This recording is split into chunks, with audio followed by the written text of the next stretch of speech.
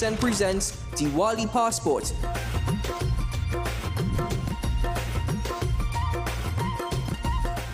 It's Diwali Passport, a WESN exclusive. Diwali Passport, brought to you by Chatak Food Products and The Little Store Limited. When it comes to Pira and Laddu, I just use Chatak's Laddu and Pira Mithai Mix. It's a combination of traditional ingredients in one pack. I don't spend all that time preparing different ingredients like Ma. 3/4 of the work is done. So now I can make fresh, delicious Pira and Laddu in about 15 minutes with the convenience of Chatak's Laddu and Pira Mithai Mix. Now Ma's Kitchen is a Chatak kitchen. Now available Gulab Jamun Instant Mithai Mix. The Festival of Lights glows once again in many nations. Let's take a trip and find the interesting variations. Some are quiet and simple, and others filled with family and friends. Join us now for Diwali Passport on WESN. Malaysia has a population of 32.7 million. The Indian population forms the third largest group in Malaysia, after the Malays and the Chinese. The Hindu community is about 8% of its total population. It is a country known for its diversity, and Diwali is celebrated by people of all backgrounds. The religious event falls on the day before the new moon, according to the lunar calendar. About a week prior to the celebration, Hindus clean their homes, light oil lamps or diyas around different areas of the house, especially on the porch and the balcony. Hindu temples all over Malaysia are lavishly decorated with flowers, while offerings of fruit and coconut milk are placed at altars by devotees. Some also prepare for this festival by going on a fast or vegetarian diet. People start shopping a week before for spices, religious items and decorations, as well as traditional apparel such as saris, Punjabi suits, and colorful bangles. During the 5 days of Diwali, some devout Hindus perform a specific morning ritual by getting up before sunrise and applying oil to their bodies in a traditional oil bath of purification called Abhyanga Snan. This is done from the second day of Diwali to the fourth day. On Diwali morning, some people visit temples while others offer prayers at their household altars. It is customary for the whole family to lay down and touch the feet of their elders as part of an ancient Indian ritual of paying respect and seeking blessings. For the rest of the day, Hindus usually open their houses to guests, friends and neighbors to feast on delicious Indian food such as sweet meats, chicken and mutton curry, idli, tosai and biryani rice. Of course, sweets are a big deal for Diwali, like ghee balls and rice puddings. There is also muruku, which is a type of cookie made from fried flour. The public is also treated to processions and fireworks displays, as well as special street bazaars. But to really see how local Hindus celebrate Diwali, it is best to visit Little India in Brickfields, Kuala Lumpur, and Georgetown in Penang. And that's our look at the Festival of Lights in Malaysia. I'm Shamji, and this has been WESN. All my puja items plus step-by-step guide to Diwali Puja and Havan. My home will look and feel like Diwali with pretty hanging decorations, floating lights, rangolis and flowers, all from the little store. I'm all set to welcome Lakshmi Ma and all my guests. I've ordered some delicious fresh mithai in decorated boxes and bags, and got some frozen vegetarian products, spices, all my groceries and hygienic paper sohari leaves for a delectable Diwali feast.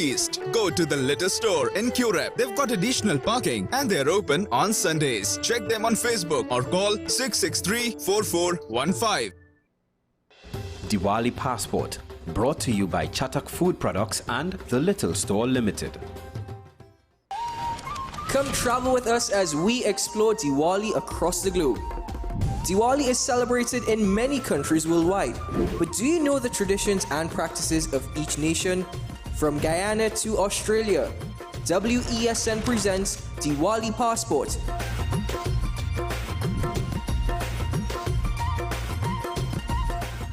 Mix Diwali Passport, a WESN exclusive. WESN.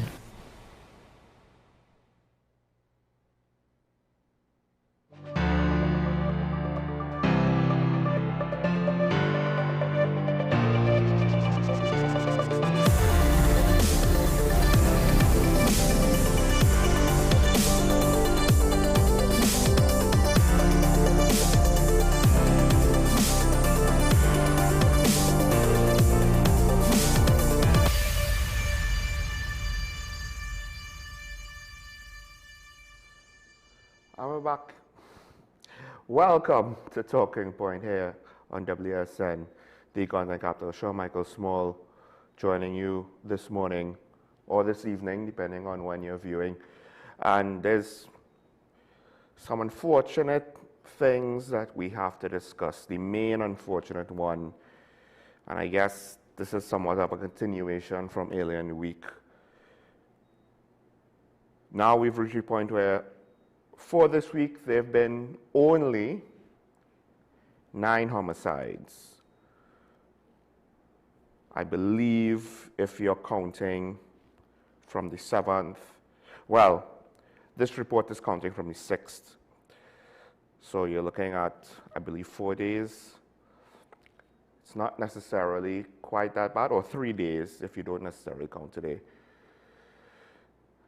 One of the first things when reading that report, assuming it's correct, is, well, that's 3 murders a day. Hopefully this is not the sign of things to come. To some extent, the state of emergency was suppressing crimes, violent crimes, etc. To some extent, potentially the government's observation that the various gangs became syndicates. They were working together. It was some sort of ambush or targeted killing. And this is another situation where the family is left reportedly in confusion. They don't know what went on. More importantly, why this happened, or specifically.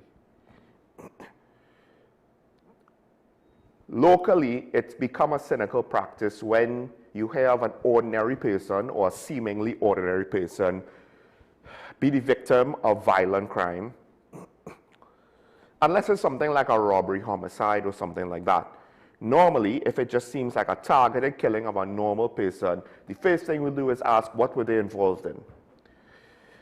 And while statistically speaking, it's probably true in some of the cases, I'm not entirely sure if I'm willing to ever assume it's for all cases such like this.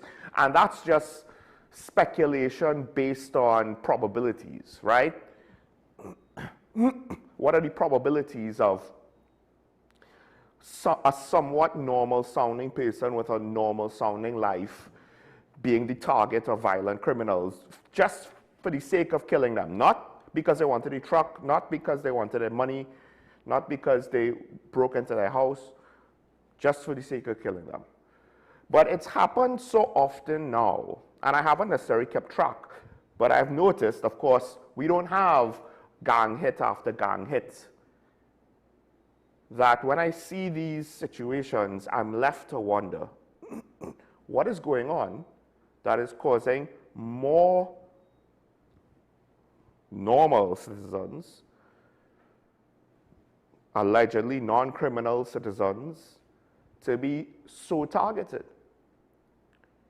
And I think usually, what was the comforting words that we would use to pull the wool over our own eyes? Well, first it's gangsters killing gangsters. Then it was, well, that person obviously involved in something. But at some point, we do have to ask the question, are they all involved in something?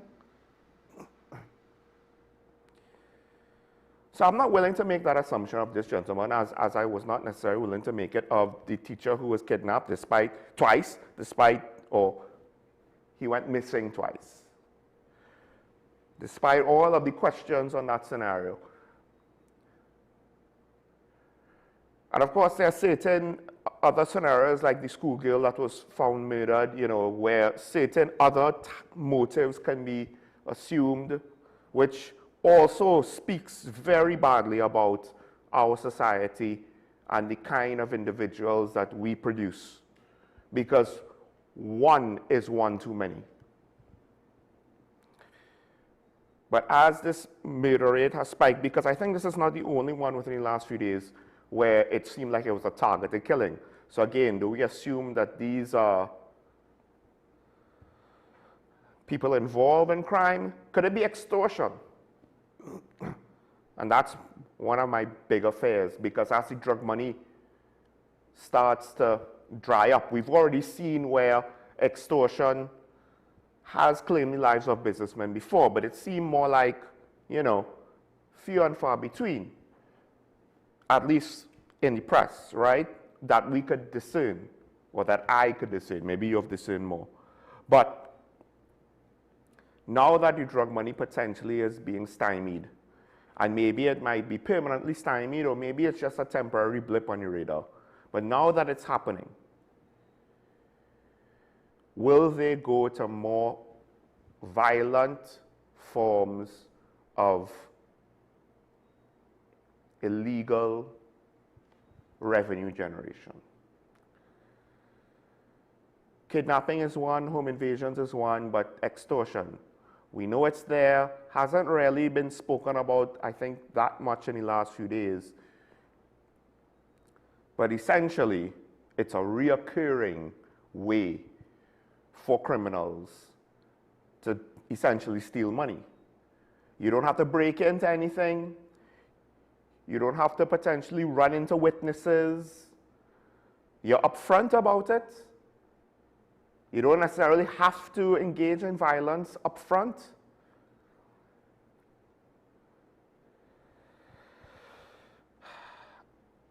And you juxtapose that with the fact that it is alleged, it is presumed that some of the corruption in the public service, particularly with CPEP and ERP, could have also been to the benefit of the criminal gangs. And that is, again, reoccurring income that they no longer have, and perhaps something that they will want to replace in a similar manner.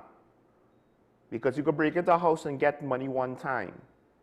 But a business that you could extort, you put the fare in them, they'll pay you money, what, every month? Once you get the ball rolling, it's potentially easier to sustain over time. And of course, then, that will be a very interesting exposure of how our citizens, at a time when the murder rate is supposed to be down and crime is supposed to be down, how do we view the system? Do we trust in the system, or are threats of the criminal subclass of our society? And I don't mean less in a derogatory way, just by the way, but it is what it is. It's a subset. Will the threats of the criminals override the sense of wanting to do the right thing, trusting in the system, depending and relying on the criminal justice system? Because I would have argued before, the answer to that question probably was yes. And if the answer still continues to be yes, really, what has improved? Because I don't necessarily feel as safe as I used to feel maybe 6 years ago, or let's just say pre-COVID. Despite the murder rate being down, seemingly there's always the chance of, unless we get explanations, can the police say what the motives for these killings are? Why were these people targeted? It does matter to the public, so at least you will be aware what the threats are. If you're being targeted because you're a businessman in a certain area, you would know, hey, there's a greater threat here for me. I need to be even more careful. If you're a businessman living in a different area, you need to consider, what if they expand their area of operations?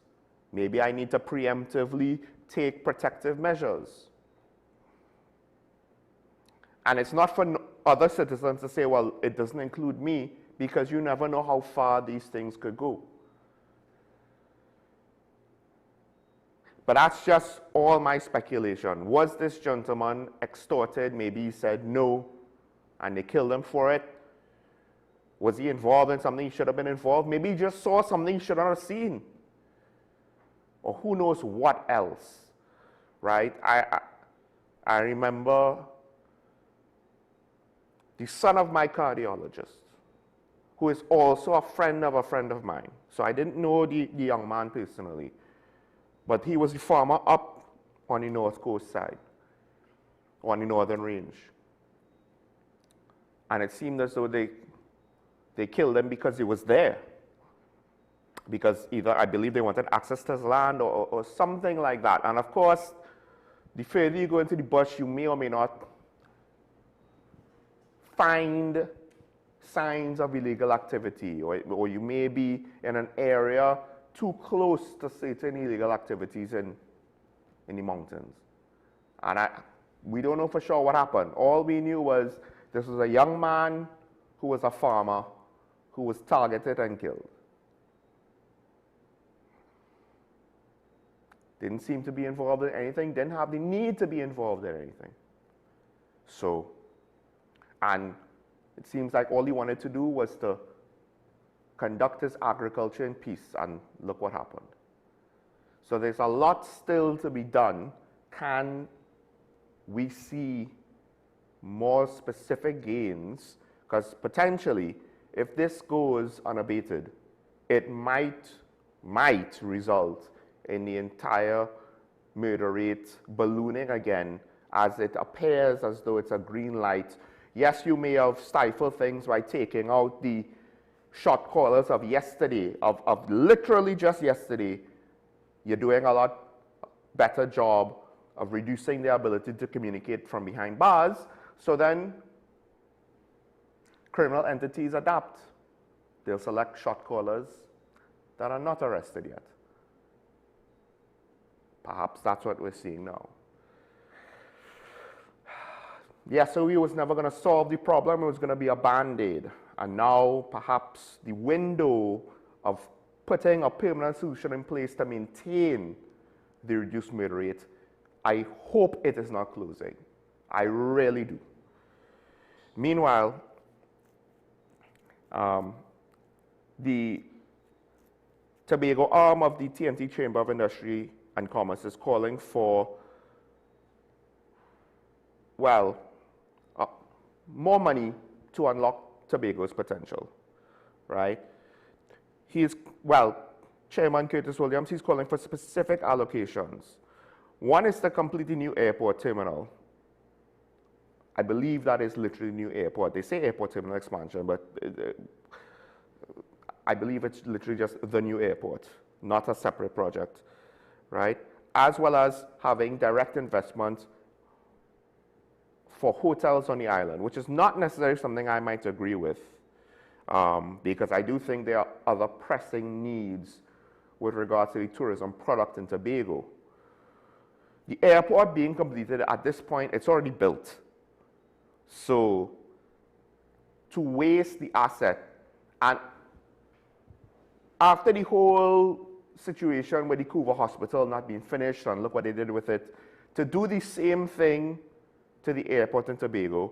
Now granted, it might be the case because of the budget situation and the relative low revenue that we find ourselves in, having to be in deficit budgets now, as opposed to before, when you had similar situations before, having to deal with a previous administration's budget after you win an election.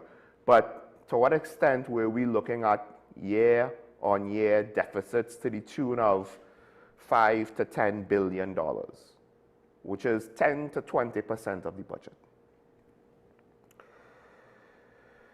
Hotel development, to what extent is more money needed for hotels to develop? And is that sustainable? I would argue marketing for hotels to try to increase the foreign customer base, because I don't think we can increase the local customer base anymore, right? Until Caribbean Airlines figures out how to balance the air bridge, we are stuck with the limitations of the logistics and the demand of tickets not always being balanced to ensure that the flights don't lose money. Because it's hard for a flight to break even when one leg is full but the other leg is empty. Now, the THA also has some debts. He called for perhaps getting money to help pay off those debts. I can understand that. The thing with tourism, though, and this might come up ironically in an episode of Breakthrough with regards to the arts, has any analysis been done to consider how much the returns on investing in tourism could net us, right? Because one, it would be in foreign exchange, but two, even if the returns are not necessarily high, if it's profitable, it might still be more than worth our while to get the ball rolling and at least let it grow slowly rather than stagnate. So it's not just necessarily about marketing, but hey, we should do some analysis. Is our marketing effective? What kind of returns would effective marketing give us? I would imagine Barbados more or less understands that very well. That's why they spend approximately $100 million US per year to market their island. We spend 400 million TT dollars just to renovate one hotel. Which one do you think gives more bang for the buck? But there are probably other areas where we could support tourism, and in this case, Tobago tourism, right? With regards to certain government functions and services to regularize certain things, as I said about after what happened with the ferry boat sinking when they were operating after hours, regularizing certain activities, making sure that there's oversight for health and safety, like with no man's land. It's not that you can't have it, and it's not as though we want to pour concrete on everything and turn it into some kind of urbanized, administrative, soulless, bureaucratic construct. But it still needs to be organized, managed, and overseen. In a similar vein to, there's another call from the Secretary or Assistant Secretary in the Division of Tourism, Culture, Antiquities, and Transportation of the THA with regards to keeping Calypso alive. I would argue in both areas, you need to find the right person, and I would define the right person both for tourism and for any sorts of cultural industry. Someone who is a daily practitioner, someone who is in it, who understands the challenges and the needs.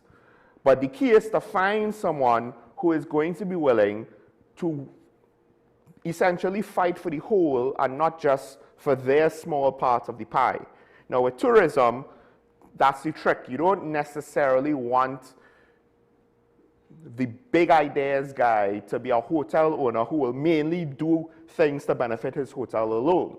You need someone that will look at the whole island and say, what does the whole island need? And not just what the hotels say they need. Because I do feel that too oftentimes tourism is focused on hotels getting grants and subsidies and loans for renovations, but if they don't have customers, how are they repaying those loans? And those grants aren't sustainable. Meanwhile, for arts and culture, it's a similar thing where you pick someone at times, I wouldn't necessarily say, like Fair Lions with Soca Monarch. You pick someone who understands it and who is not necessarily going to do it just so that their own enterprise or projects could be pushed and promoted. Because I'm pretty certain Fair never got any sorts of accusations like that. But that can happen depending on who you select, right? Someone who is in the system that understands the challenges, but then also could have the objectivity and the foresight to think ahead, to grow it in a tangible way. Because I do find that perhaps a lot of the initiatives that we undertake with tourism, with arts and culture, with agriculture, with sports, they're uninspired, they're not necessarily very creative or original. They seem to be copies and pastes of concepts tried before, just dressed dressed up a different way, and then we're kind of besides ourselves wondering, why did it not work? Or if there is a good idea, it's implemented poorly by the wrong people, and then we just shoot that idea down, never to see it again. Because earlier on in the week, there was this article that caught my eye where a pundit, this is the quote, "Foreign culture has been chipping away at the base of our culture, forcing people to adopt a negative lifestyle detrimental to their well-being."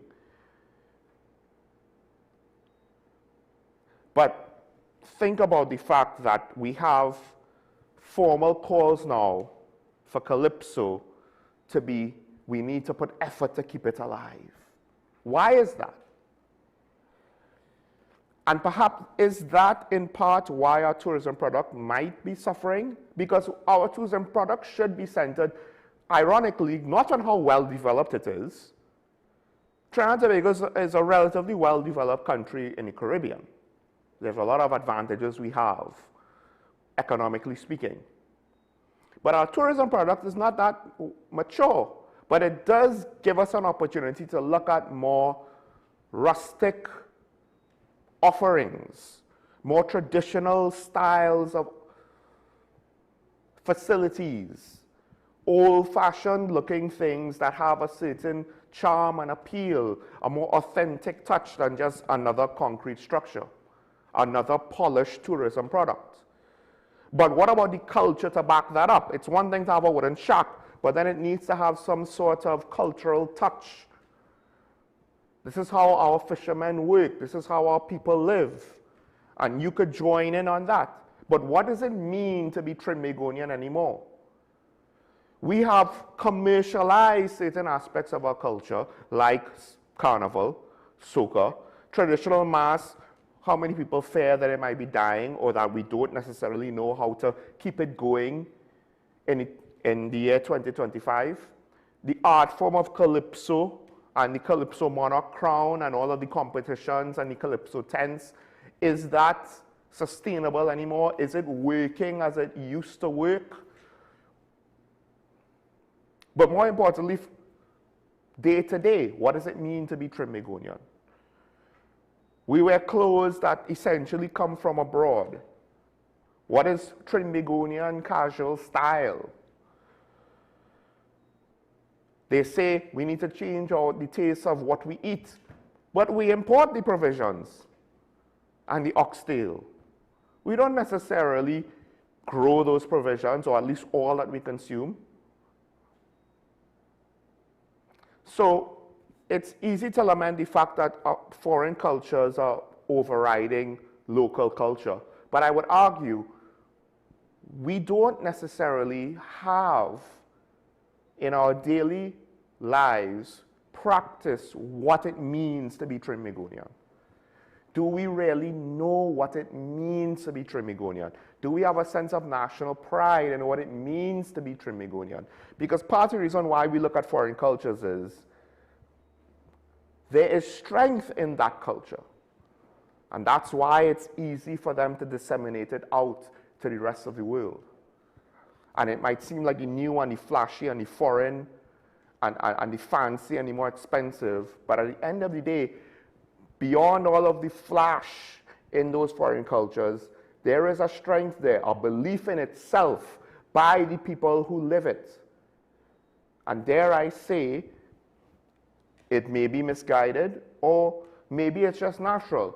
Our own people lacking something as time has gone on, because I do think older generations, 70s, 80s, 90s, you're probably had a better grasp on what it was to be Trinbagonian, because it felt differently. And maybe it was when all the foreign products more or less were not on the shelves and we had to buy local, because that's what the NAR inflicted upon us with the IMF, and we hated them for it.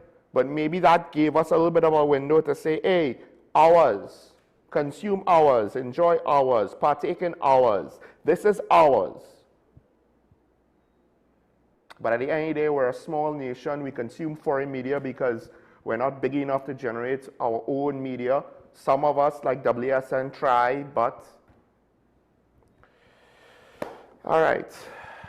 It's a heavy question. Maybe I'm wrong. You can call in later and tell me what you think about that last part. But let's take a break. When we come back, we'll get into, before the opposition press conference, at least one big story for the week, even though it's already been, well, the byline has already been chipped away by the happenings of this week, but it might still bear somewhat true. Stay tuned. This is Talking About NWSN. Sean Michael Small, we'll be right back after this.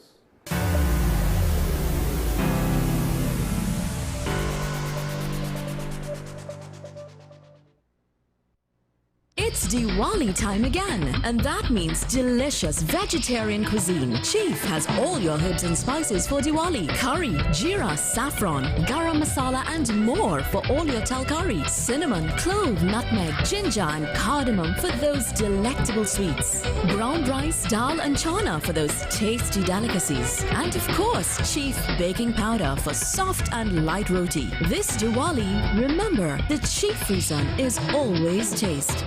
The season of lights is bright and tasty with Royal Castle's delightful veggie burger made with a healthy and nutritious patty. It's great on its own or in a combo with one side and a 16-ounce drink. So whether it's lunch, dinner or a snack, Royal Castle's veggie burger fits right in with your fasting and festivities. Happy Diwali from Royal Castle.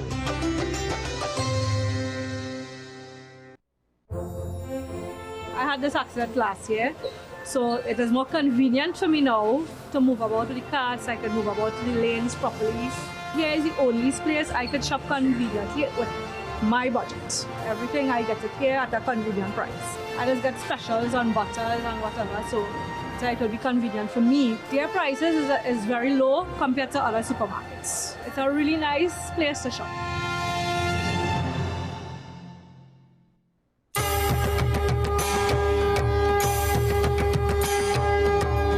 Diwali time again. Come to Prem Singh's Puja Bhavan for all your Diwali essentials. Get your clay diyas, cotton wicks, floating wicks, beautifully decorated imported diyas, and now in stock, our long-lasting, easy-lighting wax diyas. Fasting? We have frozen vegetarian meals, exciting Indian spices and grocery items, decorated mithai boxes, prasad bags, freshly ground elaichi powder, and a paper sohari leaves. And don't forget our popular, tasty, mouth-watering mithai. We have simple Diwali Puja guides on CD with a Puja handout, and our helpful staff will assist you with all the required ingredients to perform your Diwali Puja. Get great deals on lantern decorations, electric diya string lights, and Happy Diwali decorations. Visit us at the corner of Watt Street, Kirep, or at St. Ives Street, Chaguanas, opposite the Charleville taxi stand, or call 663-6084. Prem Singh's Puja Bhavan. It's a family tradition, serving the nation and Dharma. Lakshmi Mata's divine blessings to all. For your convenience, both branches are open on Sundays until Diwali. If these walls could talk, they'd cry uncle. They didn't plan to become offices or yoga studios, but they've stood by us, even when we got a little stir-crazy. For that, they deserve some thanks. They deserve Benjamin Moore.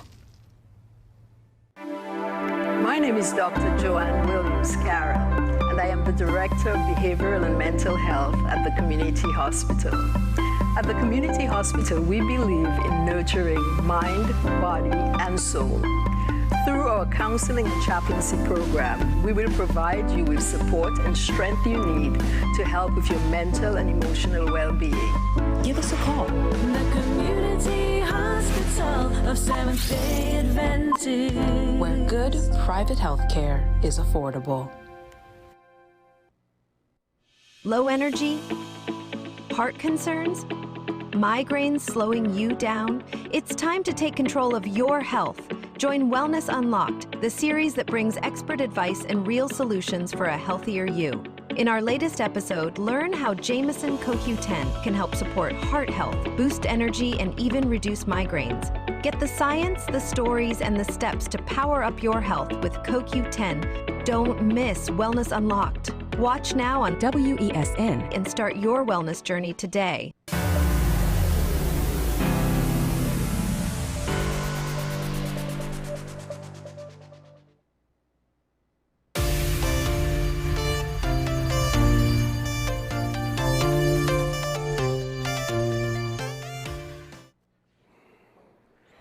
All right, well, it was supposed to be that police, well, murder rates are down, but police killings are up.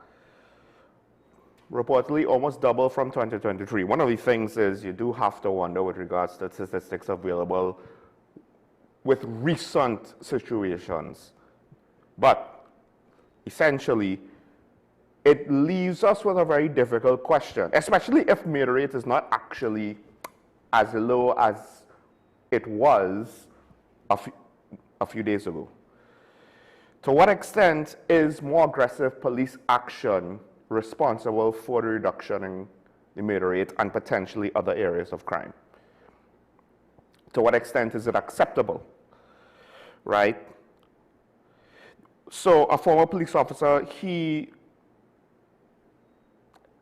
had a son that was one of the deceased in a fatal police shooting. And he himself has doubts over the police account of what transpired. Now, you have to juxtapose that with usually how many parents would accept what the police has to say. But he, being a former police officer, he might know a few things. He knows the challenges of the job. He might be better positioned to assess the account of what's going on from a police perspective while also being the parent of the deceased. And he's pointed to, once again, the call for body cams. Now that we have such an increase in police, fatalities, 60 people for the year, a third during the last state of emergency, twice that of what was recorded for 2023, 50% for 2024 of the same period. So one could argue it could be a trend. And in a way, this is a very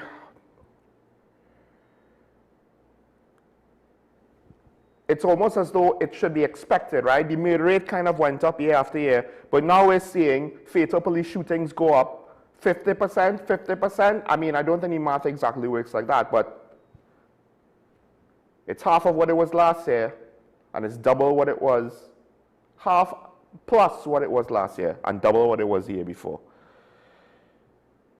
But now, this is not the first time this year that we've had the parents of the deceased, the family deceased question, is it exactly what happened?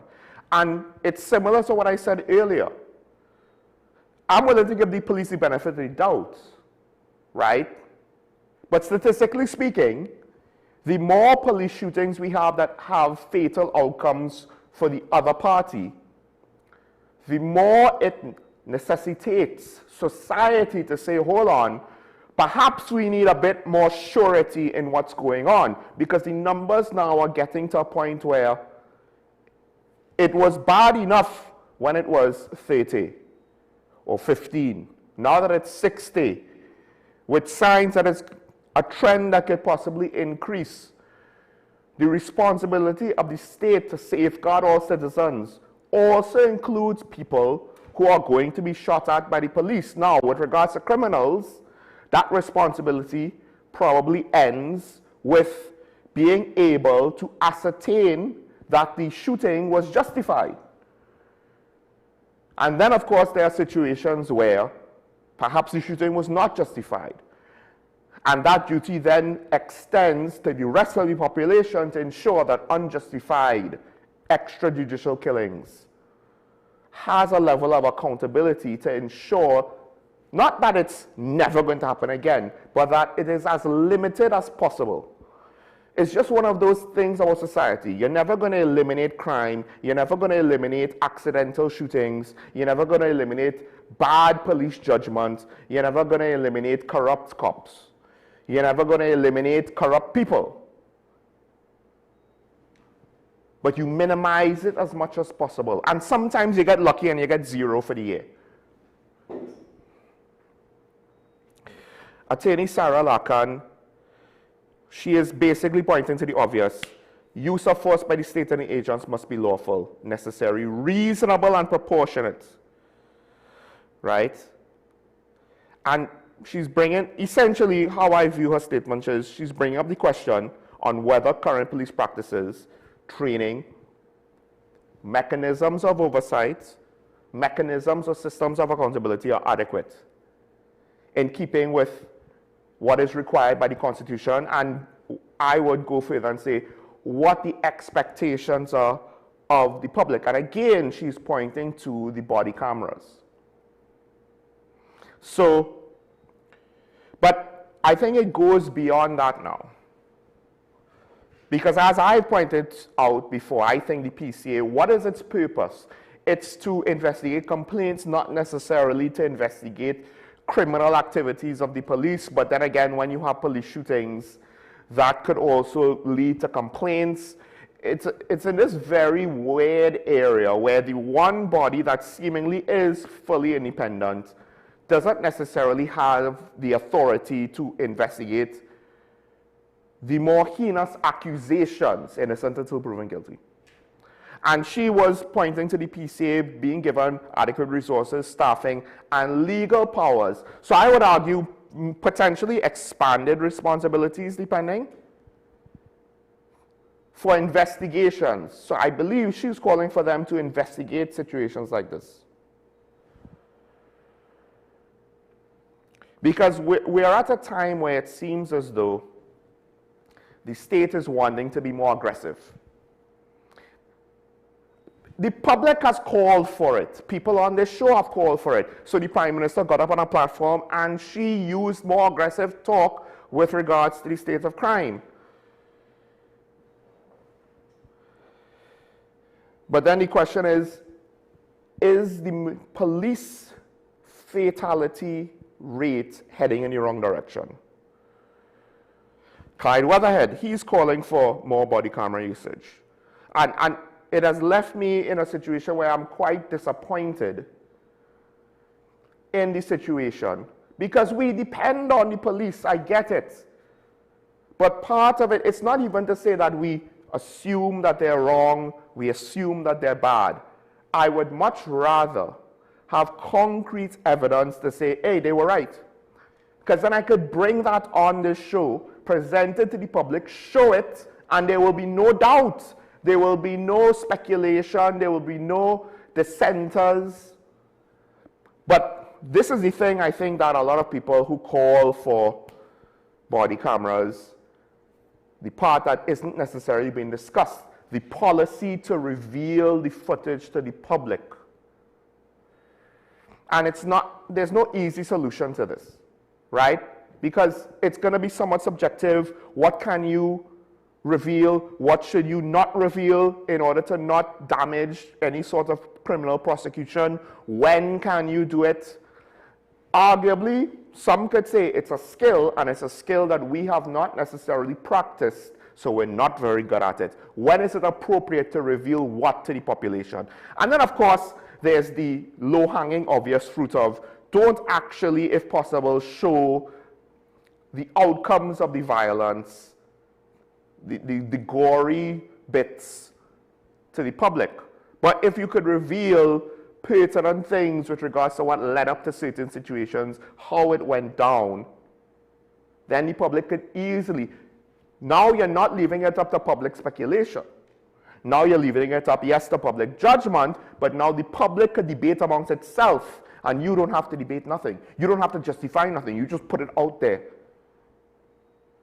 Whatever is possible to be put out there, you put it out there. And you will have people come to defend you once there's evidence that allows for a reasonable defense. Because let's not get it twisted now. There's a couple of things I wanted to highlight on why we can't just assume that every police action is justified and correct and always right.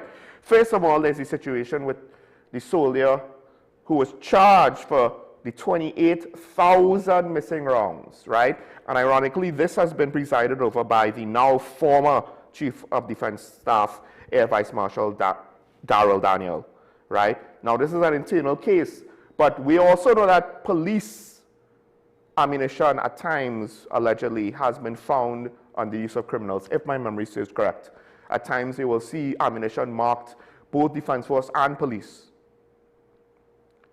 So this is the Defense Force, which is getting more powers with regards to the state of emergency, which is being relied on more because they want to use the Defense Force to help beef up security in prisons.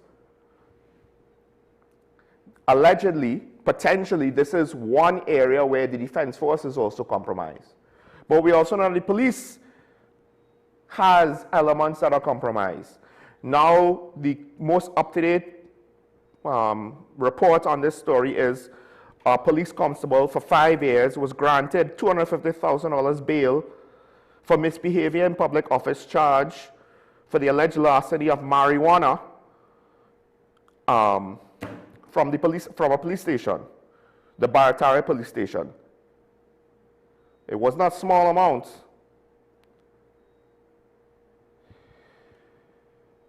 So things like this happen. And this is not a sign that the whole police system is corrupt. Like I said, you're not going to ever eliminate temptation. You're not going to ever eliminate those with bad ideas down to zero, right? You could do your best to minimize it. You could get it near zero. And you could get it so that for periods of time, the police service might be squeaky clean, and every now and again, somebody with a bad idea comes up and thinks, oh, I could break the law and get away with it, and then it's how you handle that. If it's timely, if it's accurate, if it's reasonable, if it's justifiable, then they will know, I can't get away with it. And the body cameras allows for that. Because one of the things without the body cameras and without a certain degree of revelation of the footage, a lot of the public is going to speculate they don't want the cameras. Why don't they want the cameras? What are they trying to hide? What are they trying to cover up? What are they trying to keep from us? What do they not want us to know? Not want us to know. And then now there's a whole other situation with regards to minors. And this is where perhaps the body cameras might be even more important. So there was a recent attempt to smuggle contraband items into the Aguruka maximum security prison. 2 people arrested. One of them was a 13-year-old. And that's a lot of cell phones on, well, I'm not sure if it was one drone, but in the middle is cigarette cartons, I believe. To the right is cell phones, and it's a whole other set of contraband items. 256 packs of cigarettes, 1,050 grams of marijuana, 15 Samsung cell phones, 2 LCD screens, 7 rolls of threads, 1 power bank, 12 charging blocks, 20 packs of hemp, 12 lighters, 50 packs of bamboo rolling paper, probably for the weed, 1 digital scale, 16 wired headsets, 1 wireless headset, 15 USB cables, 4 nail clippers, 1 flick knife, 1 nail file. One of the arrested was a 13-year-old. A 13-year-old was involved in a drone operation to get all of this into the maximum security prison. This is a single operation. This was not like over time they brought this stuff. I believe this was going to be like a all in the same day kind of drop. And one of the things that bothers me with this story, just by the way, is the fact that apparently, according to the prison service and the prison association, they hear drones all the time. And I'm just besides myself. The new prison boss is saying 626 drone sightings near facilities in 5 months. Why is that why is there no corresponding report with regards to, and this is what we did about it? Now, granted, the police, this is, I believe, the second time they've interdicted drone operators around the prisons. Kudos to them, and I do believe they may have also had an operation by the barracks. But there's a whole prison service, and nothing could be done, because what bothers me about the whole drone situation is they drop stuff into the prison. The thought is either corrupt prison officer or prisoners have the capacity to retrieve all of this bulk and figure out a way to distribute it or hide it away so that an entire prison worth of prison officers, besides whoever might be involved, cannot find it. Because if you're hearing the drones coming in, it's not as though it's a secret. Can't you lock down the prison? Like, I don't know what is the deficiencies. Is there just not enough guards? What's going on? So I guess this is why the army being called into the prison service. I do believe the prison service is not necessarily, whether it is the head of the prison. Well, the Association of Presidents said the move to bolster prison personnel with military personnel or police personnel seemingly is not something that they will dislike or they disapprove of. So there's need for prison reforms apparently to just drone drops. If it's personnel, if it's a personal matter, hopefully, okay, more army personnel in would be able to give you the manpower to control, because I guess it's a combination of, yes, we could hear the drones. Do we have enough prison officers or security personnel to control the prisoners, all of them, without necessarily causing any sort of violent incident, while tracking down this drone? Because if the prisoners are out in the yard or whatever their version of the yard is, and a drone comes in, then you have a whole situation now of having to try to get these prisoners under control and to secure the items. I'm just speculating here. Having more personnel, generally speaking, will allow you to have more control over whatever the situation is. But there's the thing about the 13-year rule. So the Minister of Homeland Security, Roger Alexander, he is suggesting that children be tried as adults, which, I'm not going to lie, for certain things, it doesn't necessarily seem unreasonable. Although this young man is 13 years old, right? The idea, I guess, would be, for the most part, is criminal enterprises kind of take it for granted, well, children will be treated differently. And they probably sell the kids on that. How much trouble could you get in? You take the fall instead of me, that kind of thing. But all of a sudden, you get a young person involved in a serious breach of the law. We're not talking, oh, he robbed a Coke, or he robbed a chocolate bar, or he robbed nerves. He took $5 of change from the change jar. We're not talking anything like that, I hope.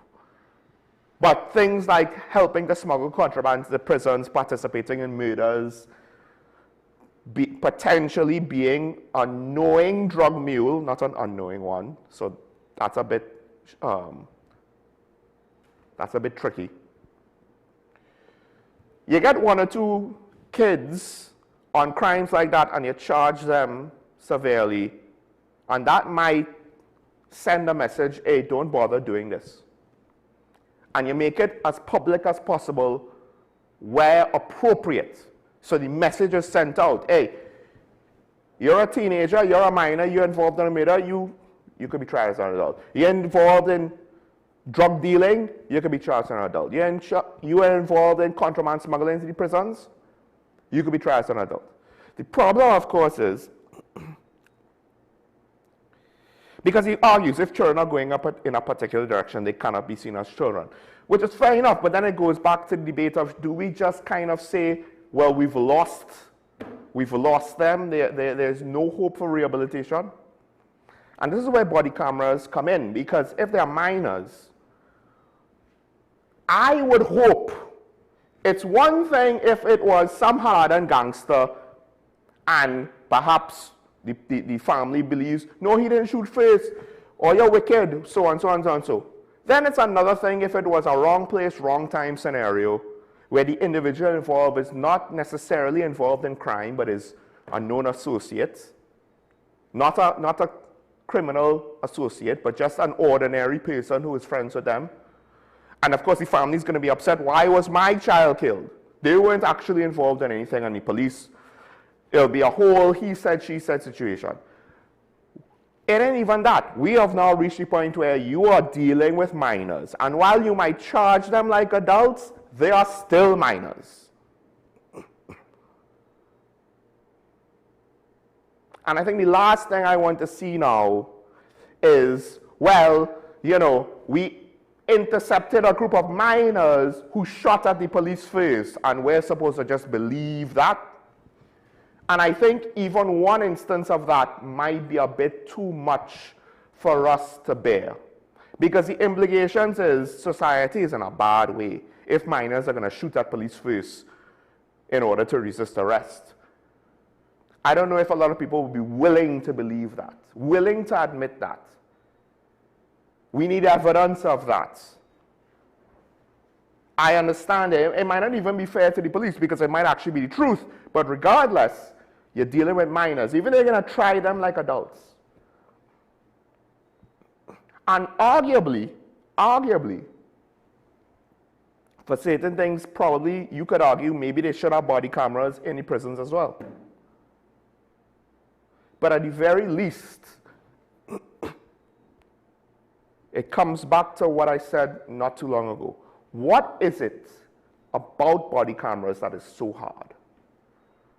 Because as I spoke with Ashraf last week, this is a tool not just to prove that you're innocent, but it's to ensure that we don't doubt you. Because you could say everything I did is on the record. But how many police officers don't want their actions to be on the record? Some of it could be maybe they doubt their professional capabilities. Maybe they know they might be a little bit discourteous at times. They don't want it recorded. Maybe they know they might take advantage of their authority at times. They don't want it recorded. Right? Not in a big way, not in a overly corrupt, I'm taking $1,000 off of you kind of way, but in a way that could maybe get them reprimanded. But if we want to say our national security services, and specifically our police, are professionals, why are you afraid of being recorded? A police officer is no different to any sort of other public-facing role, like a politician or a media personality, like myself. Now, I am just human with human feelings. But I know one thing. The days of me getting vexed visibly in public when someone bad drive me, well, first of all, it's not necessarily as safe to do it anymore, because you never know. But then, you're always thinking, how will the public view it? Even if you're justified for your anger, there might be no context. And that's just little me. What if I'm a police officer in a police uniform representing not just the state but the police service that's supposed to have a certain standard of integrity and trust and faith in the badge, in the institution? I have to assume wherever I walk, someone will know who I am. Now granted, I'm somewhat of an introvert, never really was a publicly rambunctious person to begin with. But now it's just something extra in the back of my mind. I don't make a fuss if I go to a restaurant or a retailer and they mess up my order, they mess up my purchase or whatever. But it's still something at the back of my mind. But what about police officers? Do they have that thought? I don't know. All right. Let's take a quick break. When we come back, I'll at least show one part of the opposition press conference yesterday that I did. Well, it brings up questions, not so much for the government, even though it was directed at the government, but I think it brings up questions that should be directed at our people, our society, our way of doing things. We'll be right back after this.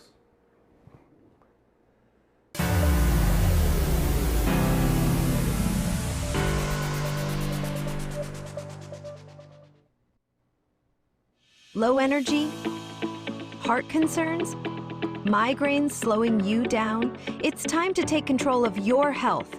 Join Wellness Unlocked, the series that brings expert advice and real solutions for a healthier you.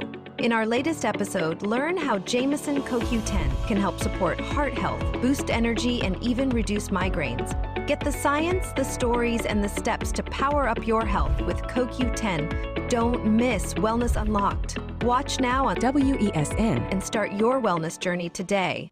The season of lights is bright and tasty with Royal Castle's delightful veggie burger made with a healthy and nutritious patty. It's great on its own or in a combo with one side and a 16-ounce drink. So whether it's lunch, dinner, or a snack, Royal Castle's veggie burger fits right in with your fasting and festivities. Happy Diwali from Royal Castle.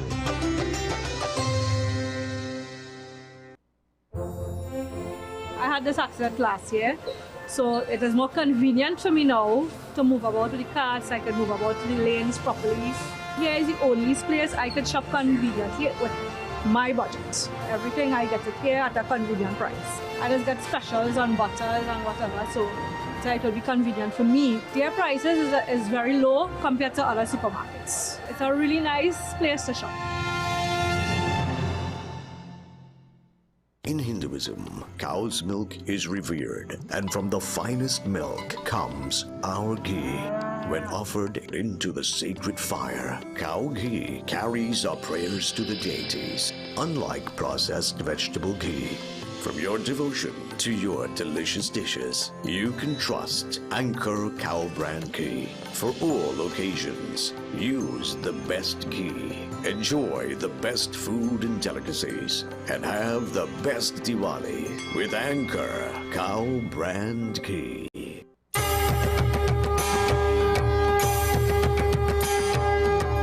It's Diwali time again. Come to Prem Singh's Puja Bhavan for all your Diwali essentials. Get your clay diyas, cotton wicks, floating wicks, beautifully decorated imported diyas. And now in stock, our long-lasting, easy-lighting wax diyas. Fasting? We have frozen vegetarian meals, exciting Indian spices and grocery items, decorated mithai boxes, prasad bags, freshly ground elaichi powder, and paper sohari leaves. And don't forget our popular, tasty, mouth-watering mithai. We have simple Diwali Puja guides on CD with a Puja handout, and our helpful staff will assist you with all the required ingredients to perform your Diwali Puja. Get great deals on lantern decorations, electric diya string lights, and Happy Diwali decorations. Visit us at the corner of Watt Street, Kirep, or at St. Ives Street, Chaguanas, opposite the Charleville taxi stand, or call 663-6084. Prem Singh's Puja Bhavan. It's a family tradition, serving the nation and Dharma. Lakshmi Mata's divine blessings to all. For your convenience, both branches are open on Sundays until Diwali.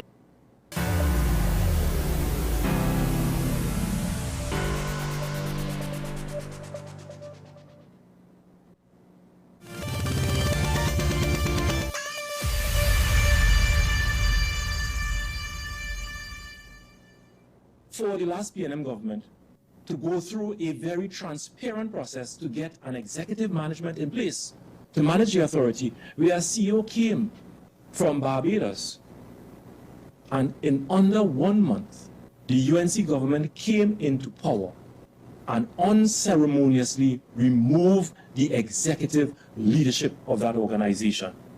Persons who would have made personal sacrifices, leaving their families behind, to come and offer themselves in public service as professionals, as being part of this professional class, had to be hounded out of office. And it bothers me deeply. It bothers me deeply because all of these so-called analysts who like to make themselves present and harassing the national psyche on a regular basis and writing columns to the newspapers. I am yet to hear or read a column in the national newspapers of Trinidad and Tobago where issue is being taken by this government for attacking the professional class, persons who have been duly appointed because of their skills, because of their competencies, because of their qualification, nothing to do with politics. And they are being hounded out of office. It is one thing, ladies and gentlemen, it is one thing to change your board and put incompetent party hacks, but it is a different matter when you have members of the executive management of state enterprises being attacked in this way. We have never seen it in the history of Trinidad and Tobago. I can give you an example.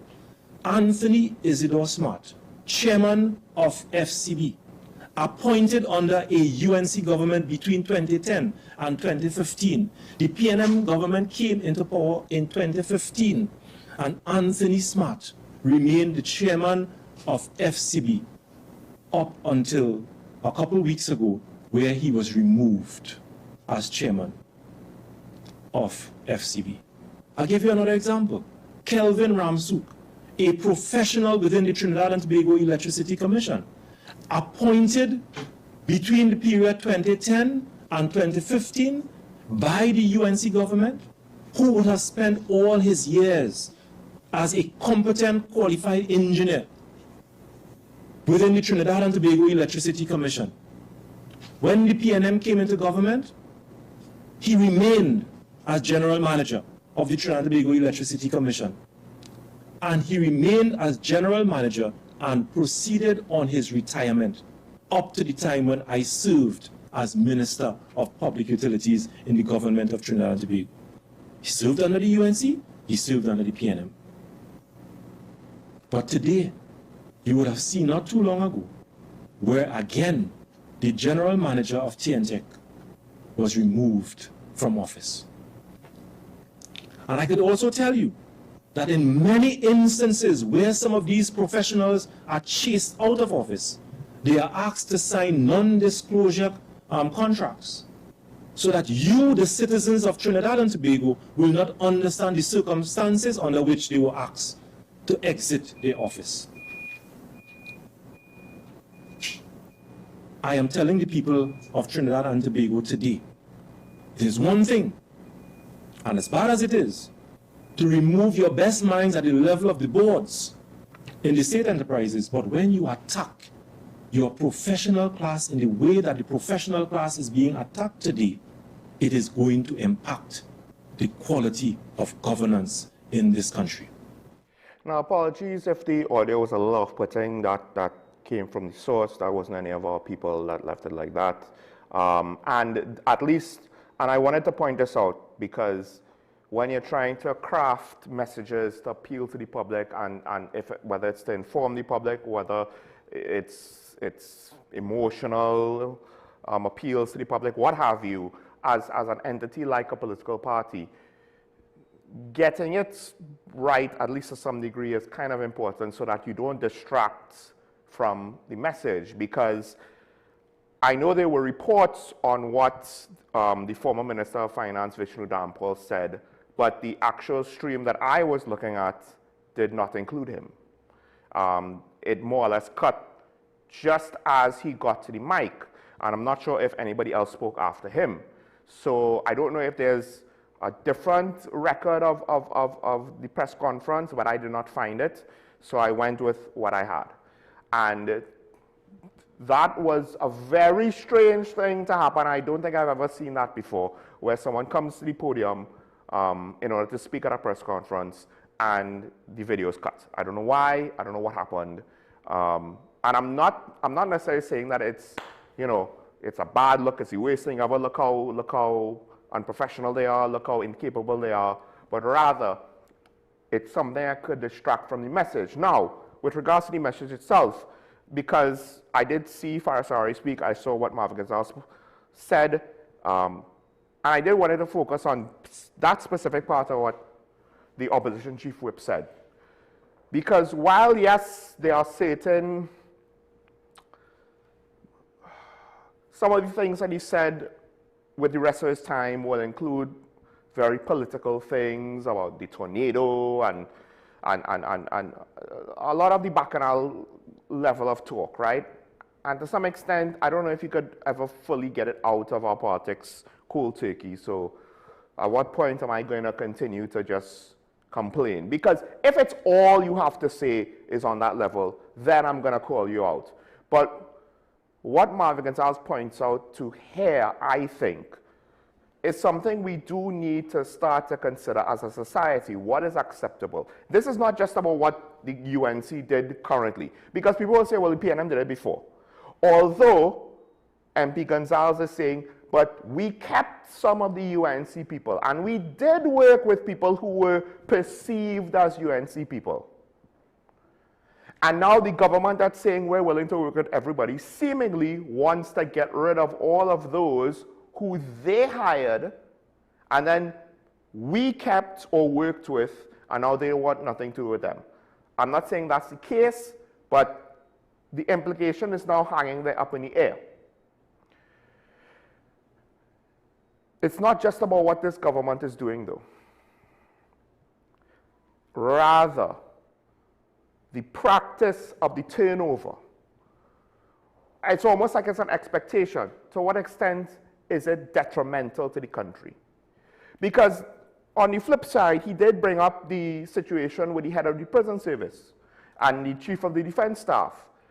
And while on a basic level I would understand why he would group those two things in together, I would say this: I don't think those are the same as the examples that he gave, because I would argue a lack of accountability in defense staff potentially necessitated a change in leadership if you wanted to make improvements in crime. Ditto with the prison service, which looked even worse, given the level of corruption was so bad, essentially the inmates were in the asylum, right? But that wasn't his, as much as he was Minister of National Security for a few weeks, his real purview was in public utilities. And you could nitpick on things that he says and disagree with regards to things that he says, but I actually do believe on some level, right? On some level. And I'm not saying it's 100%, this is how it is, but on some level I do believe he is gravely concerned with what he sees going on in certain areas of the government. Based on how his approach was, based on how he saw the problems, and based on what he thinks is proper conduct and ways of addressing those situations, he is concerned that areas that are critical, like public utilities and others, FCB, CAL, WASA, TNTech, etc., that if they become political tools of patronage, some of those situations might be bad and they might end up worse. Now, does CAL need improvement? Does WASA need improvement? Yes. FCB and TNTech, I'm not quite as certain. TNTech seemed to be a well-run ship, and their main issue was the fact that the government can pay its own bills up to date. They kind of were always a year behind, to the tune of around $1 billion every year. But some of those things, WASA, CAL, they probably need fixing. WASA, they have more or less not told us anything about what their plans are to ensure that WASA is in a healthy position. This is the government. So the former Minister of Public Utilities is looking at, this is one of the areas where I put a lot of work in. And some people might say, what work did he do? I would argue, look, at the end of the day, when you compare him to government ministers that were his peers, and while this is not a fair comparison, a lot of the government ministers now, he put more work in than most of them, right? Now maybe that situation, that comparison will change with the budget, and then the new ministers of the current administration will have a greater chance to implement policy decisions of their own and changes of their own and actually be active and get things done. And maybe they're just waiting on the budget. So again, once again, wait on the budget. And like I said, not everything that Marvin Gonzalez says you have to agree with him. I just think at the core, it's a man who is looking on and feeling frustrated, and at times letting that frustration get the better of him, because it's making him sound like his peers who their motivations I have a harder time framing or potentially looking at in a less malevolent way, or a less wajang way, in a more benign way. Because in a lot of other instances, at times it seems spokespersons of the PNM could come across as arrogant. But in Marvin Zal's case, I'm not entirely sure if it's arrogance. It's aggressive, it's strong words. At times, maybe it's a little bit too much with regards to the personal jobs. I would prefer a more measured, professional approach. But at the heart of it, it brings up that question. To what extent is this, should we find this reasonable now? Because there's a catch. If you just keep the same people in, they'll potentially see that as green light to do whatever nonsense they want to do. So governments do need the capacity to remove inappropriate persons who do things either incorrectly or intentionally badly. And that's the catch. It's not necessarily easy. And I guess to highlight what I'm trying to say, let's switch over to Faris Hawara. Yes. Because he was looking at the AIG situation now being under the Attorney General. Let me get the proper. ACIB. AIG. I don't know where I got that from. The Anti-Corruption Investigative Bureau. It was under the police. It was moved from the Office of the Attorney General to the police. The idea was to make it more transparent. Sorry, not transparent, but to make it more independent, free from political control, right? The AG is part of cabinet. Cabinet is part of the government. The police service is independent. But even former Commissioner Griffith has basically said that seemingly, that backfired. And how it backfired was very strange. Because he's saying that it did not make the Bureau immune from political interference, right? And rather, there were two negative results. It hampered, by moving it to the TTPS, it hampered the process of investigations, and probably deliberately so, as the then government starved the ACIB of funds and resources for them to complete their investigations. There became an obvious and blatant interference, if not sabotage, of certain investigations involving politicians. It was obvious that there were police officers in certain white-collar crime units who were doing all possible to stall certain investigations.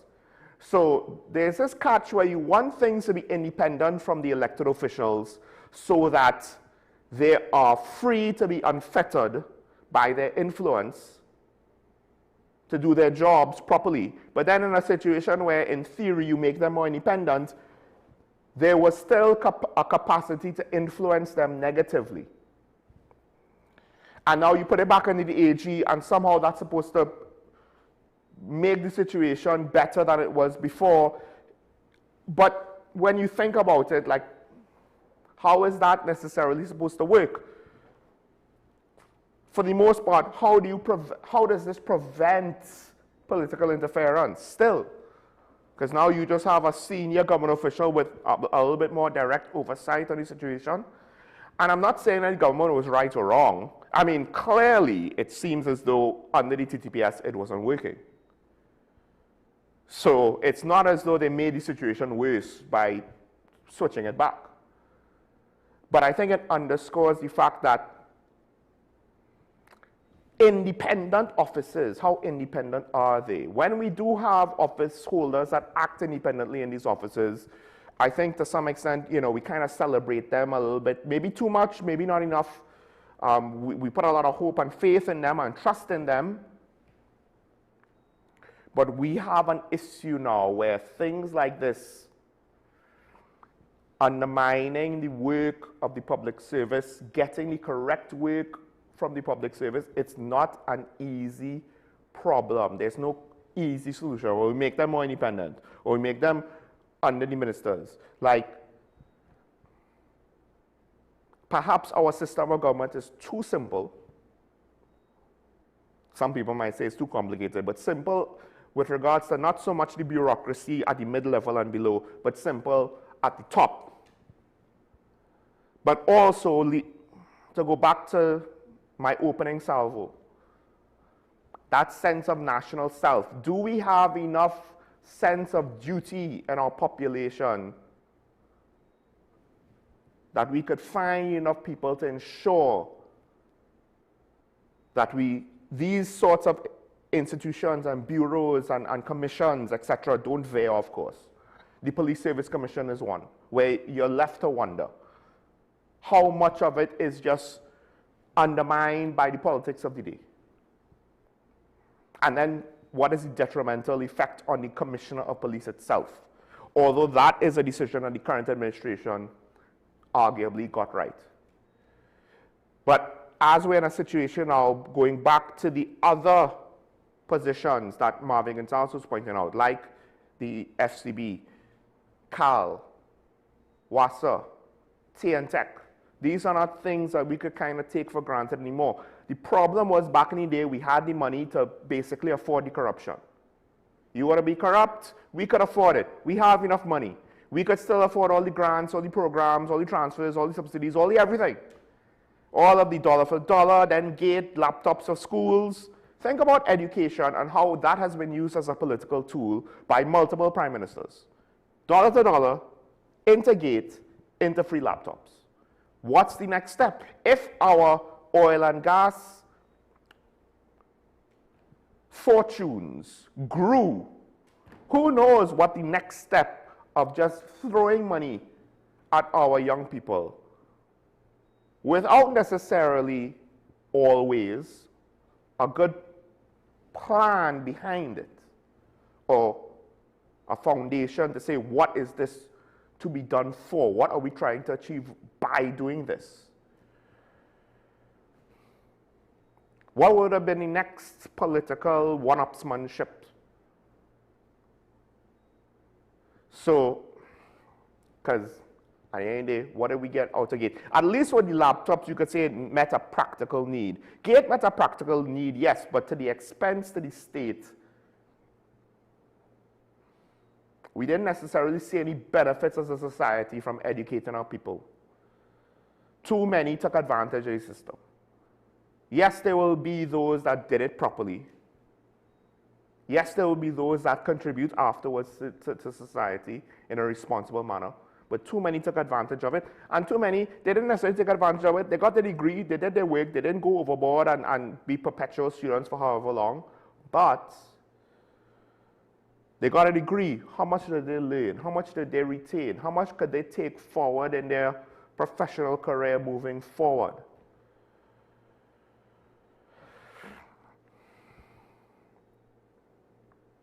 So wasting money is not a thing we could afford anymore.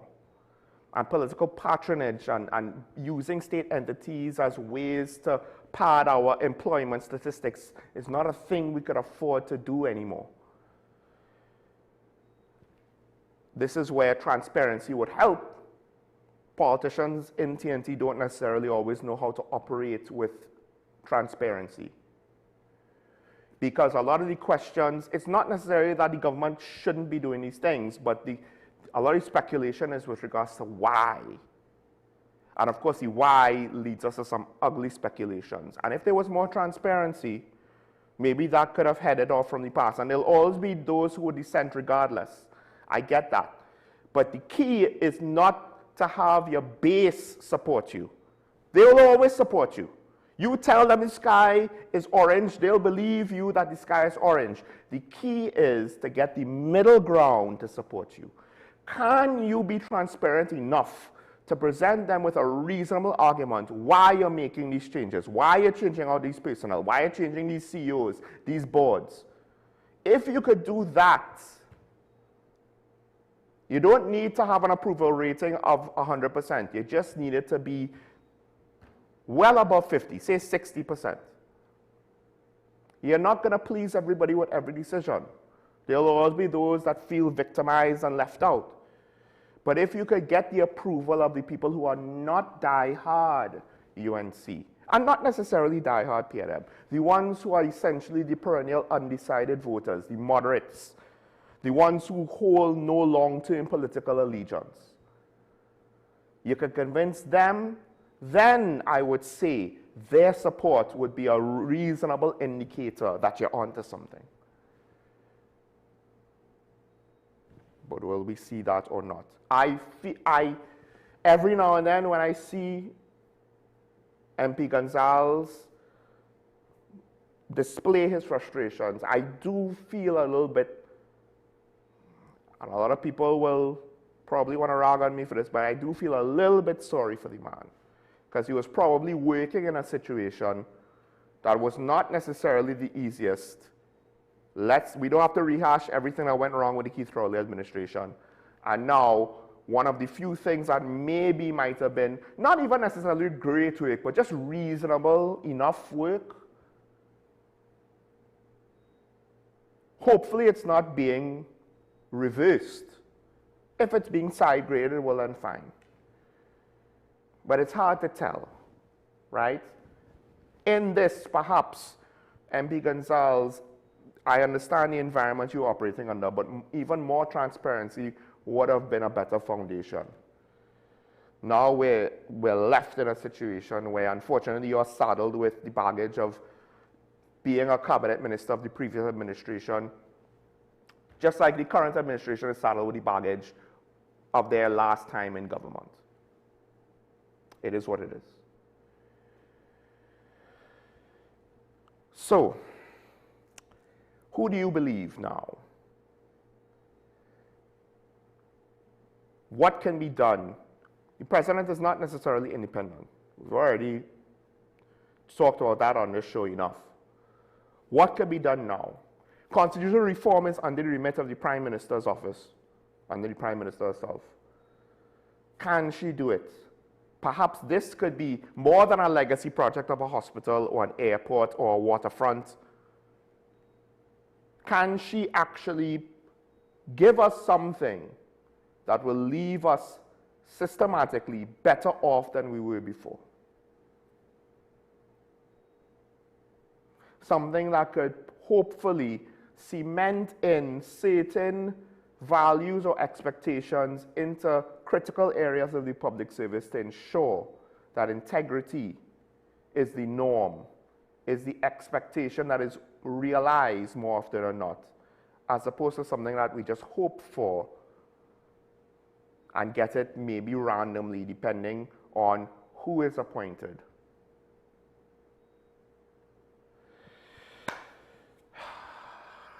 Let's take a break. When we come back, we'll open the phone line. Stay tuned.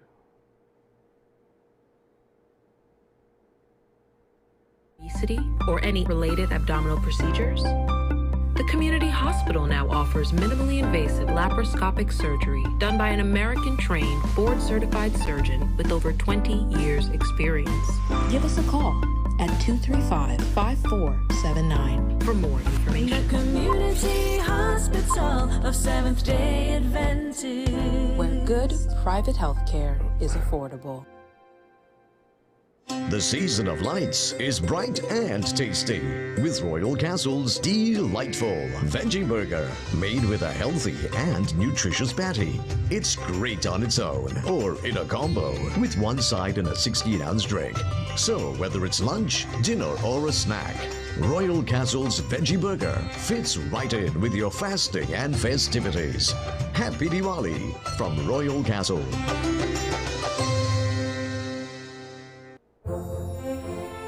My mom has been shopping here for the last 15 years. So coming here with her, now I have my own family. The variety of items, cleanliness of the place, the spaciousness. My favorite section is household.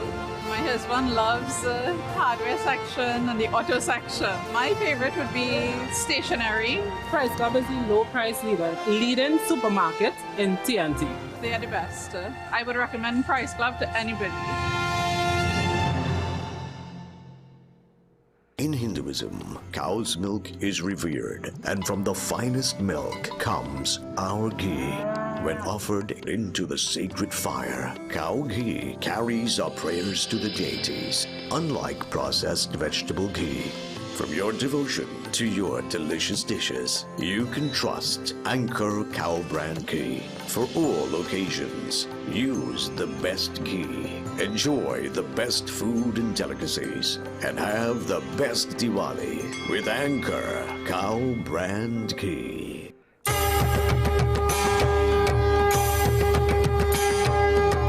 It's Diwali time again. Come to Prem Singh's Puja Bhavan for all your Diwali essentials. Get your clay diyas, cotton wicks, floating wicks, beautifully decorated imported diyas, and now in stock, our long-lasting, easy-lighting wax diyas. Fasting? We have frozen vegetarian meals, exciting Indian spices and grocery items, decorated mithai boxes, prasad bags, freshly ground elaichi powder, and paper sohari leaves. And don't forget our popular, tasty, mouth-watering mithai. We have simple Diwali Puja guides on CD with a Puja handout, and our helpful staff will assist you with all the required ingredients to perform your Diwali Puja. Get great deals on lantern decorations, electric diya string lights, and Happy Diwali decorations. Visit us at the corner of Watt Street, Kirep, or at St. Ives Street, Chaguanas, opposite the Charleville taxi stand, or call 663-6084. Prem Singh's Puja Bhavan. It's a family tradition, serving the nation and Dharma. Lakshmi Mata's divine blessings to all. For your convenience,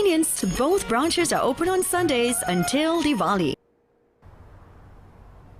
Bill and Ruth fell in love with the Benjamin Moore color Dry Sage, but they tried to match it using another brand's paint.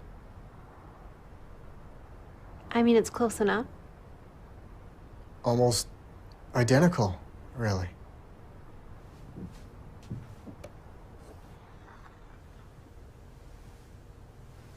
Yeah, there it is. Never trust another paint to be a Benjamin Moore color.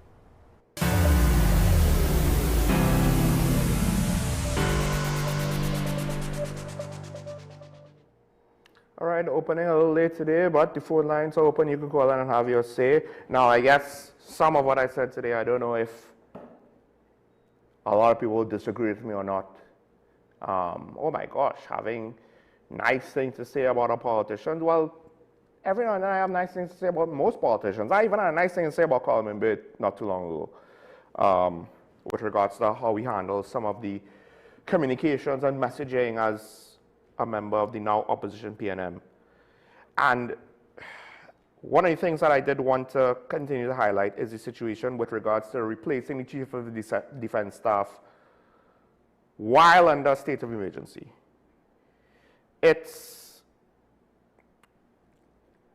We've already had situations like with the head of prisons and the head of the regiment.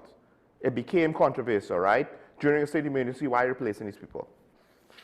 I mean, during a state of emergency, we arrested the commissioner of police. We have seen more controversy with regards to the leadership of the heads of our national security services during this period, this double SOE year, than we've seen in the last, I don't know how many years. One of the issues with the Chief of the Defense Staff was, well, apparently it seemed as though he did not see eye to eye with the UNC administration, and he resisted them by having delayed responses to instructions, according to a former military officer, anonymous source. There's also the fact that there were a lot of controversies during his tenure. Specific instances like the 28,000 rounds, disappearance of officers or members of his security detail.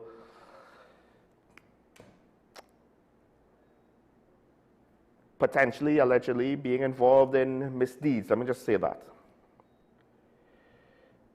Of course, directly now, with regards to the whole commanding of the regiment's situation, which was rescinded within 24 hours, as well as the management of facilities, the management of resources with regards to Defense Force, personnel's, equipment, rations, and the like. One could argue he is not too dissimilar to a former police commissioner, where you have to ask yourself, what is the redeeming quality of keeping him? Because dare I say, one of my issues was, during his tenure, because he's been at that post for at least 6 years, even I believe somebody mentioned 8 years. It could have been the government itself, but seemingly that was a mistake. It was 6 years. That would have been during COVID when the borders were open. So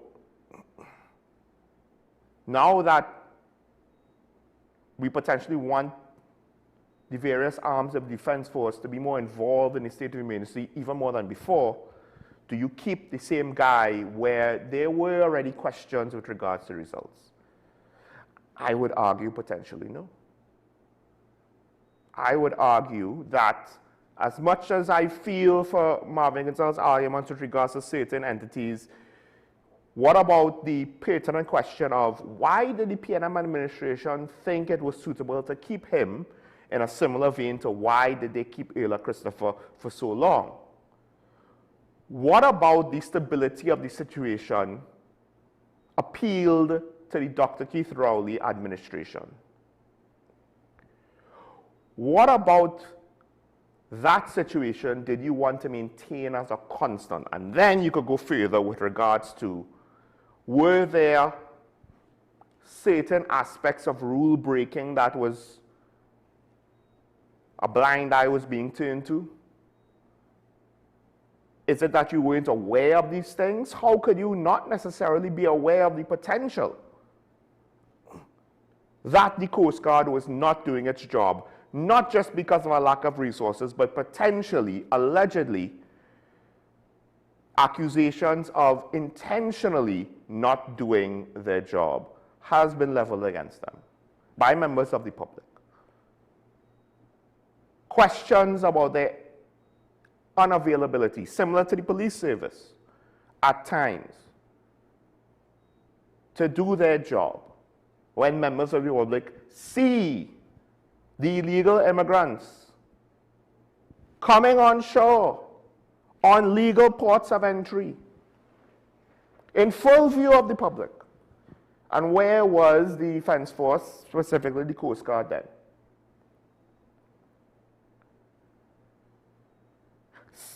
Not too dissimilar to the questions of why was Hines the Minister of National Security for so long. So now, will we see improved results? Well, I think at the end of the day, and this is natural, and it doesn't have to be fair, in cases like this, with regards to national security appointments, where you can arguably see a lack of results, it's there for the public to see it. It is not outside of the norm for a new government to say, hey, the status quo is clearly not working, we need a change. I'm sorry, you have to go. Perhaps it's because we don't necessarily have a culture of that, a precedent of that. I'm not entirely sure. I don't know how Defense Force hiring of its chief and the heads of service have gone throughout history. I don't even necessarily know if before, back when crime was what it was, perhaps we just took it for granted. Oh, we have a defense force, it's just there. But now it's different. And dare I say, the Coast Guard might have been a bit more mission-oriented in the past compared to now. And perhaps that coincides with my earlier comment with regards to we may have had a better grasp of our cultural identity in the past than what we do now. And that could be reflected in the dedication of certain service members. Not all of them are not dedicated, but enough of them, apparently, it seems, are not. And is that necessarily a question of our society, our leadership of those services? I don't know. What would have happened if America didn't go off the rails and start shooting boats without necessarily showing us that they have evidence to prove that they're drug boats? What would have happened if the drugs flowed through TNT unfettered? And the drug money continue to influence our society unfettered.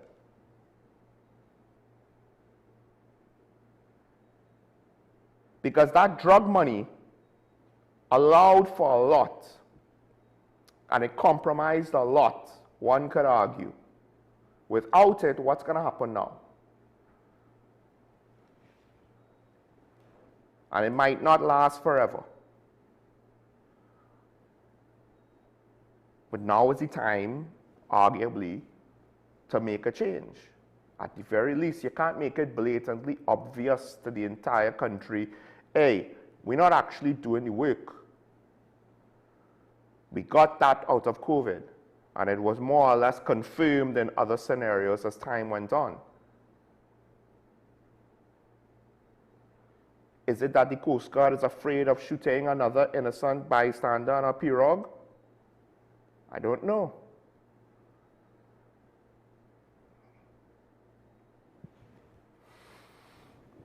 This is one of the areas where I wanted to see a greater budget allocation for national security. Because Coast Guard vessels, they're not cheap. Maintaining them, fueling and provisioning them is not cheap. If you want operations to be done properly. If you want to do long-range ocean patrols on a budget, I won't be surprised if a lot of the sailors don't really care about the mission anymore. Because life at sea on any sort of Coast Guard, naval, hell, even a fishing vessel, it's a different type of existence. It's not comfortable. They don't have a lot of creature comforts. It's cramped. The hours at times could be long depending on the duties, tiring, a lot of physical labor, at least in some respects, to keep ships running. And then on top of that, you have to guard the maritime border. And if we were trying to conduct national security on a budget, which I fear we were, isn't it somewhat obvious what the results are, what they are?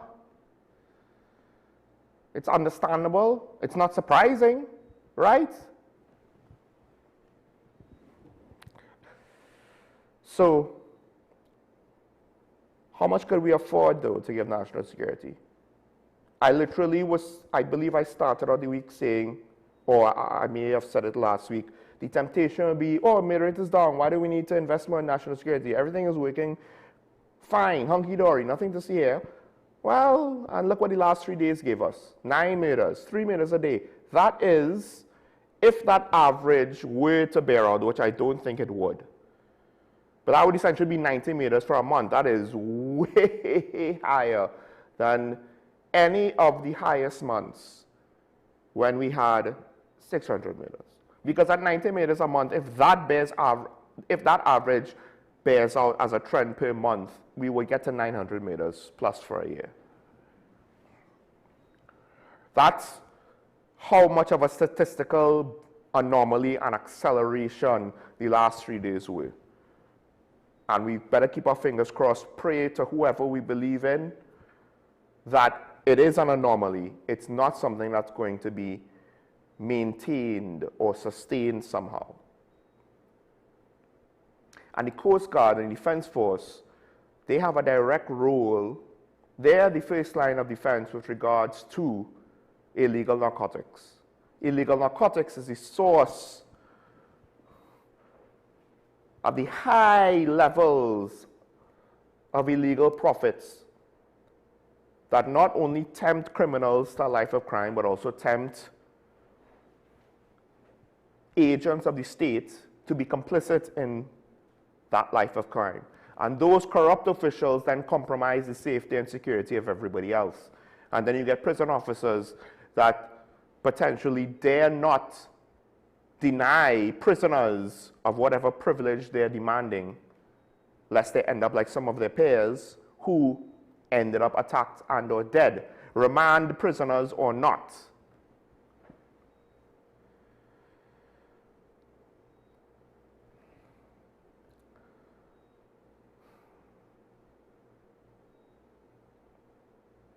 I guess it comes back to what I said yesterday. What do you find acceptable? What are you willing to accept? What are you willing to tolerate? Is this fine? Are you happy with how we are? Are you happy with how the way things are working?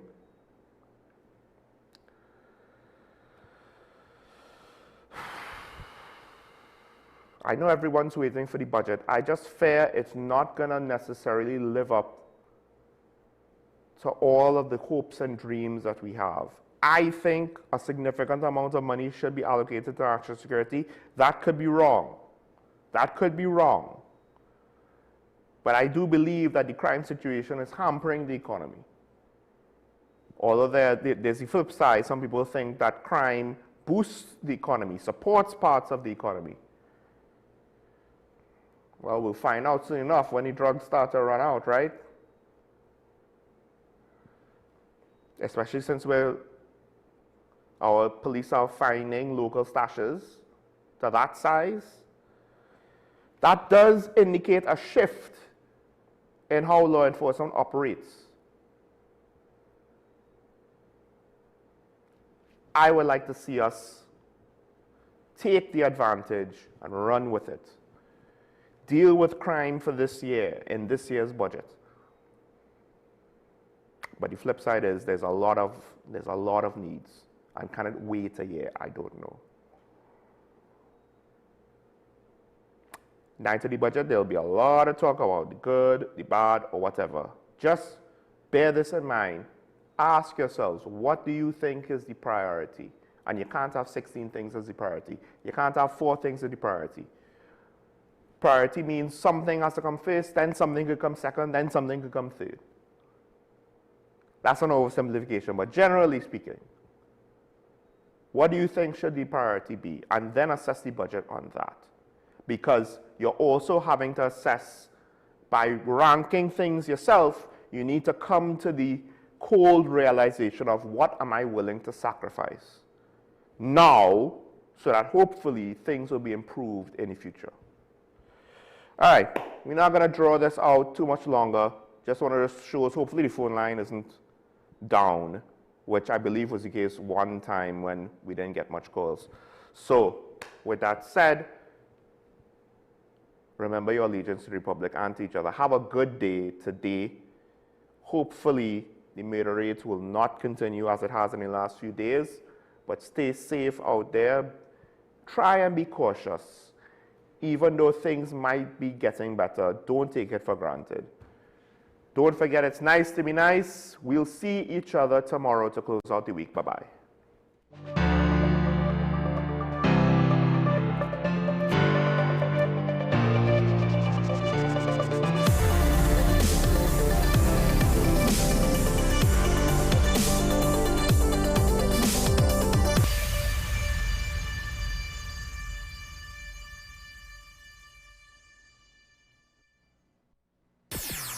WESN.